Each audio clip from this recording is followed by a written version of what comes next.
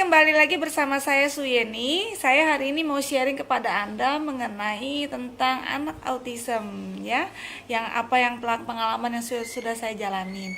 Sharing saya hari ini bukan berarti saya merasa lebih pintar atau lebih baik, tetapi hanya menjelaskan pengalaman yang saya alami sepanjang saya mendidik anak saya Melvan ya.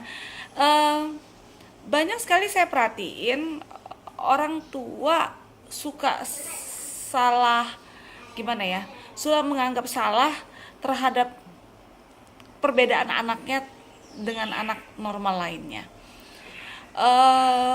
Terutama apalagi waktu masih kecil, kebanyakan anak autis itu kan nggak terlalu sampai signifikan banget kelihatannya perbedaannya. Beda kalau misalnya anak itu Down syndrome atau cerebral palsy kan secara fisik kelihatan. Kalau anak autis tuh enggak gitu loh. Nah, kebanyakan dari orang tua, ibu atau bapak, mereka jalanin sih saran psikolognya, terapi segala macam. Saya menjalani juga terapi SI, wicara, okupasi segala macam, itu semua saya jalanin, mulai dari yang lokal sampai yang internasional, sampai jual rumah dan mobil segala. Tetapi saya juga mencari jalan alternatif ya, karena saya ketemu sama salah satu guru besar di Bogor. Nah, itu ada yang memang mampu bisa ngobatin anak-anak yang special need seperti ini. Saya lihat banyak banget di tempat pengobatan beliau. Tapi Jakarta Bogor tuh jauh loh ya.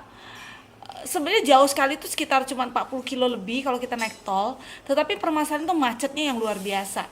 Nah, saya banyak sekali nemuin ibu-ibu kalau ngeliat Melvan tuh, enak banget ya Yen, kamu apain aja segala macam, dan saya menjelaskan yang saya lakukan. Tapi kenyataannya para orang tua itu mundur dengan apa yang saya lakukan. Padahal saya juga ngeliat kenyataan bahwa banyak ibu-ibu yang bener-bener ibu rumah tangga loh, nggak kayak saya masih jalanin bisnis. Mereka murni karena suaminya berkecukupan dan mereka cuma hanya mengurus anak di rumah. Seharusnya dengan seperti itu bisa lebih fokus ya untuk ngerjain, maksudnya untuk memperhatikan anaknya. Tetapi untuk jalanin hal seperti itu aja tuh takut macet gitu loh. Anda bisa bayangin, saya bolak-balik Jakarta Bogor tuh seminggu sampai 3 kali waktu tahun-tahun pertama Melvan. Dan ketika saya bawa ke sana, dia sampai bicaranya pun sudah mulai mau ya mencoba dan hiperaktifnya berkurang. Saya seneng banget gitu loh, dan saya melakukan itu rutin. Yang dilihat itu rutinitas Anda, dan saya tidak pernah menyerah itu kalau saya harus menempuh jalanan yang macet sekalipun gitu loh. Dan saya bersyukur pekerjaan saya itu sangat fleksibel dengan waktu ya. Tapi saya lihat ada beberapa ibu-ibu nggak kuat macet, mereka menyerah. Saya sampai bilang bahwa anak mumpung masih kecil, itulah harus secepatnya ditolong ya, dibantu dengan terapi.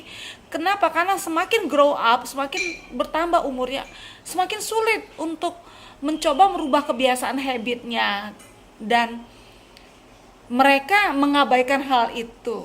Itu yang saya sedihkan.